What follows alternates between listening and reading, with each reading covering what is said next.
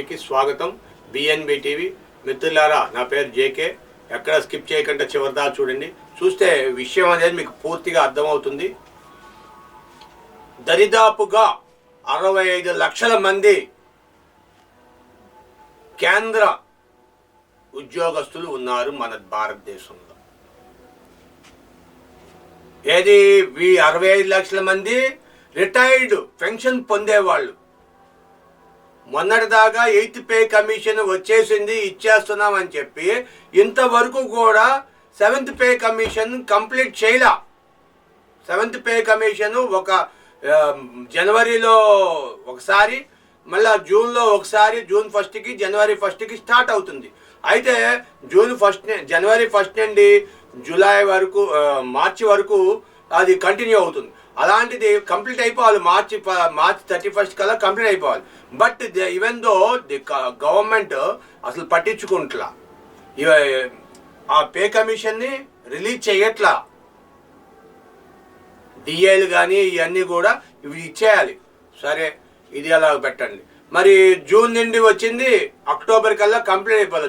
జూన్లో రిలీజ్ అయ్యేది జూన్ 1 నుండి అక్టోబర్ 31 కల్లా క్లోజ్ అయిపోవాలి. అయితే అవ్వట్లేదంట. కేంద్ర ఉద్యోగులు చాలా అంటే చాలా గొడవ చేస్తారు. పే కమిషన్ ప్రతి ఏటా 10 సంవత్సరాలకు ఒకసారి జరగాలి. అసలు ఫస్ట్ పే కమిషన్ ఎప్పుడు మొదలు పెట్టారయ్యా అంటే 1946లో మొదలుపెట్టారు.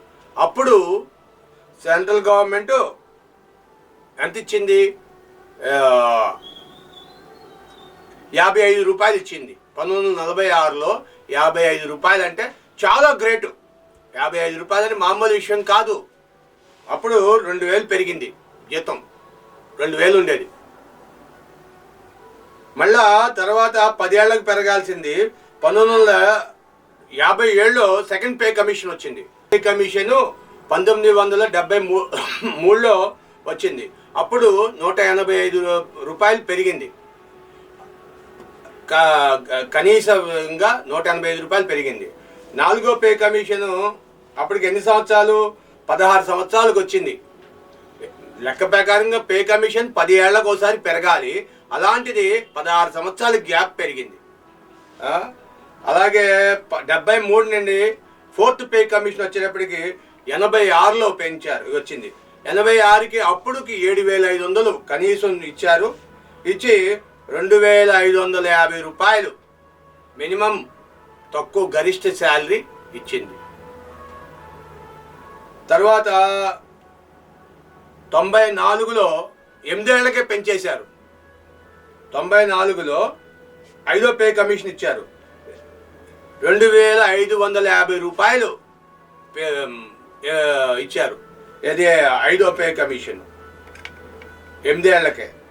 మళ్ళా 6వ పే కమిషన్ వచ్చేటప్పటికి 2006లో పడింది. 2006లో 7000 రూపాయలు పెంచింది.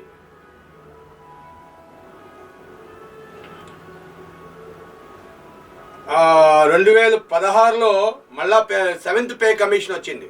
అప్పుడు 18,000 పడింది. ఇప్పుడు 8th పే కమిషన్ వచ్చేటప్పటికి పెరిగేది మినిమము 51,480 రూపాయలు. ఇది లెక్క ప్రకారంగా క్షమించాలి, లెక్క ప్రకారం గత సంవత్సరంలోనే పూర్తి అయిపోవాలి. 25-26కి 8th పే కమిషన్ రన్నింగ్ అవ్వాలి, స్టార్ట్ అవ్వాలి. ఈవెన్ దో దాన్ని ఇప్పటికి మార్చిలోనే కల్లా కంప్లీట్ అయిపోవాలి. మార్చి 15 కల్లా 31 కల్లా కంప్లీట్ అవ్వాలి. జనవరి నుండి స్టార్ట్ అయ్యి. అయితే ఏడాదికి 2 సార్లు వేస్తారు. డిఏలు కానీ, కరువు బత్యాలు కానీ, ఇవన్నీ. అసలు కరువు బత్యాలు లేవు, డిఏలు లేవు. డిఏలు ప్రతి సంవత్సరం పడుతుంది. డిఏ మినిమం బ్యాలెన్స్ డిఏ ఇస్తారు. ఆ డిఏ ప్రతి సంవత్సరం పడాలి. అలాంటి డిఏలు లేవు, కరువు బత్యాలు లేవు. ఇప్పుడు సెంట్రల్ గవర్నమెంట్ 50% జీతం కానీ పెరిగింది అనుకోండి. వాళ్ళప్పుడు మీకు 50 రూపాయలు జీతం ఉంది. 50 రూపాయలకి 50 రూపాయలు మీరు జీతం పెంచుకొచ్చారనుకోండి, మళ్ళీ జీరో నుండి బ్యాలెన్స్ చూసి బేసిక్ చూసుకొని బేసిక్ దిగి మళ్ళీ జీరో నుండి పెంచుకొస్తుంటారు. మళ్ళీ 55 రూపాయలు అలా 185 రూపాయలు అలా పెంచుకుంటూ పర్సంటేజ్ని, అంటే నాట్ లైక్ దట్, అలాగా పర్సంటేజ్ని కట్టి ఆ రోజులు దీన్ని బట్టి జీతం కనిష్ట శాలరీ 2000 ఉండేది, దానికి 55 రూపాయలు ఇచ్చారు.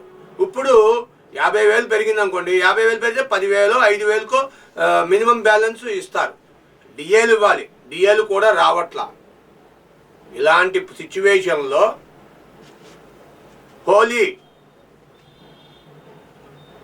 హోలీ తోఫా కింద మార్చి 14వ తారీఖున హోలీ తోఫా కింద కేంద్రం మోదీ గారు 7th పే కమిషన్ ఇవి వేస్తున్నామని చెప్పి చెప్పడం, డిఏలు పెన్షన్లు ఈ అందరికీ పెరుగుతాయి మీ అందరికీ అని చెప్పి. మొన్నటిదాకా 8th పే కమిషన్ అన్నారు. 7th పే కమిషన్ కంప్లీట్ చేసేసి 8th పే కమిషన్లోకి రావాలి. ఈ పార్టీకి జనవరి నుండే 8th పే కమిషన్లోకి రావాలి. బట్ ఇప్పుడు వరకు 8th పే కమిషన్ అనౌన్స్ చేయలేదు. అనౌన్స్మెంట్ జరిగింది కానీ డిక్లేర్ అవ్వలా. గవర్నమెంట్ డిక్లేర్ చేసి 8th పే కమిషన్ ఇచ్చేస్తున్నా అని మాటల్లో చెప్పారు మోడీ గారు, కానీ రిలీజింగ్ అవ్వలేదు, డబ్బు రాలా. ఎవరికి 8th పే కమిషన్ ఇంతవరకు రాలేదు. లెక్క ప్రకారంగా ఈ పార్టీకి 8th పే కమిషన్ జరగాలి, వాళ్ళందరికీ శాలరీలు పెరగాలి, హైక్ పెరగాలి.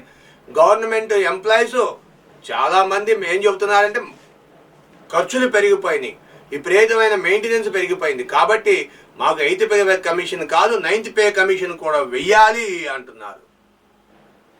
మరి 9th పే కమిషన్ దేవుడెరుగు, ముందు 8th పే కమిషన్ అమల్లోకి వస్తే బాగుంటుంది అని చెప్పి చాలామంది విశ్లేషకులు, మేధావులు, రాజకీయ మేధావులే కానీ సీనియర్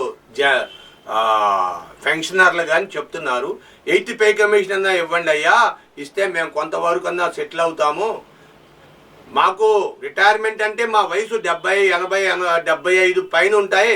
మాకు తల్లిదండ్రులు మేము, మా బిడ్డలు మా దగ్గర దూరం అయిపోయారు, మాకు ఆర్థికంగా మాకు ఇబ్బందుల్లో ఉంటున్నాం. కాబట్టి ఈ రోజుల్లో మేము వయసున్న మేము పనులను పెట్టి పని చేయించుకోవాలి, లేదంటే మా బిడ్డలకు మేము సరిగ్గా చూడకపోతే, డబ్బులు ఇవ్వకపోతే మాకు ముద్ద పెట్టరు.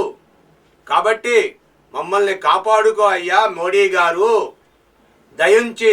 నువ్వు పెద్ద వయసు వచ్చింది, ఇప్పటికే 73 సంవత్సరాలు వచ్చినాయి నీకు వయసు, కాబట్టి మమ్మల్ని కూడా నీ తోటి సోదరులుగా లేకపోతే నీకు బంధువులుగా భావించి మాకు 8th పే కమిషన్ వెంటనే అమలు జరపండి.